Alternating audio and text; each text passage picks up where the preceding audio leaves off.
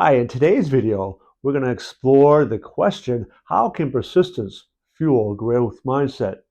Persistence is fundamental to a growth mindset. So if you are ready to look at the importance of developing that and how it plays in, then stay tuned and watch this video.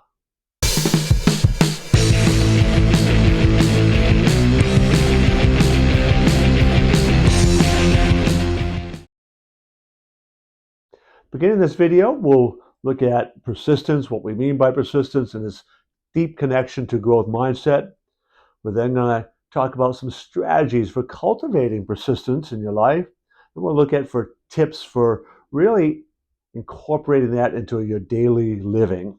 And then lastly, we're going to look at some real life examples of people who exhibited persistence in their life.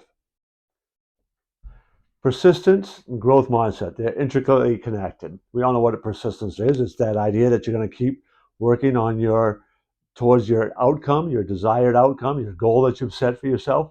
Doesn't matter whether other people saying, oh, give it up, you failed, because you don't believe in failure. All you get are life lessons, right? You are just learning. You are finding other ways not to do something. That is intricately connected with growth mindset, which one of the fundamental beliefs is that you persist in the face of setbacks, right? So those two are so closely related, you can't have growth mindset without this idea of persistence. So how do you develop persistence? You give yourself challenges. You seek for, find challenges. It can be something that you do in your own time. It can be at work, in your profession. You're seeking them out. Maybe you need to start with some easier challenges, but you are going to make it a contract with yourself, with somebody else, that you are not going to stop until you've done X, Y, or Z. You put a deadline on it, but you make X, Y, or Z something that you can do in a day, in a couple hours, right? You persist until that's done, and you keep doing that. That sets up that neural pathways, those connections. We take advantage of that neuroplasticity in your brain. So that's one of the strongest strategies that you can do, is to seek out challenges, make them easy enough that you know you can succeed, even if it is also going to be challenging, right? Find one of those household jobs that you don't like to do, and I'm gonna do this today. I'm gonna get it done, right? And you persist until you get it done. So, some tips to go along with this are going to be centered around two things: beliefs and emotions, right? Frustration, we got to learn to reframe that, because frustration, that emotional frustration, often derails us.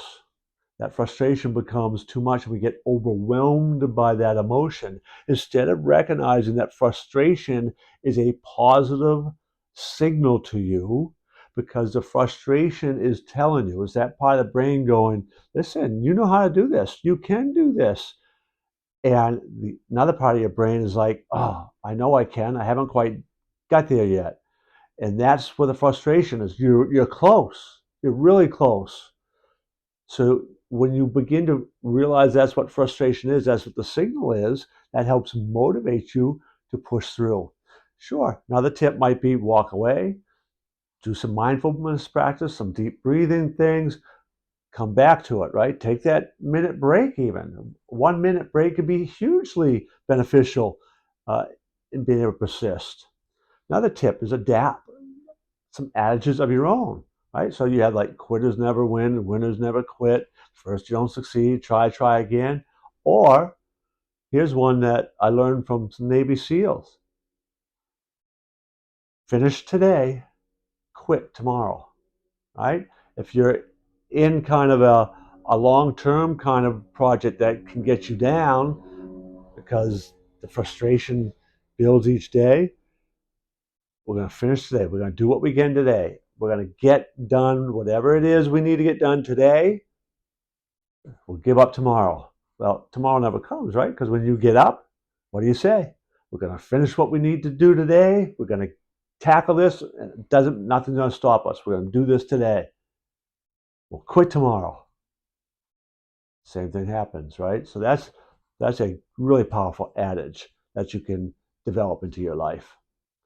A real life example of persistence is really none better to talk about than Winston Churchill. Winston Churchill, early in his career, had numerous political setbacks, right? And he kept pursuing politics.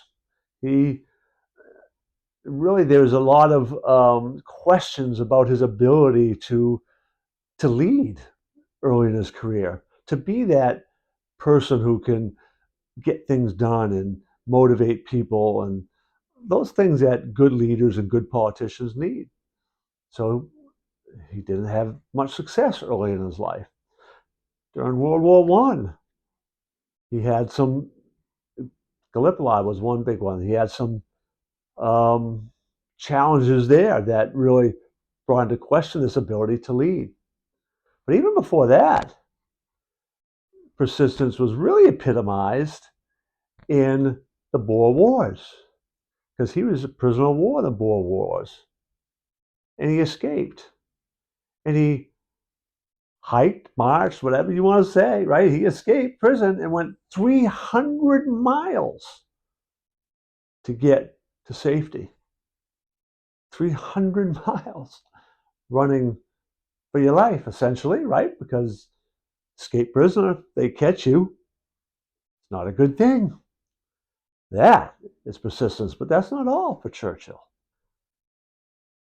So those early political setbacks and that Gallipoli disaster in World War One that really kind of hurt his standing politically, even though he had had that great kind of hero moment of Boer Wars, escaping from prison and all that.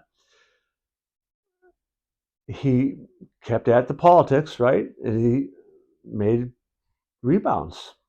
And he began to get some more government positions, important government positions. But then along came World War II, where Neville Chamberlain just basically wasn't cutting it. And Churchill was there, and the country turned to Churchill.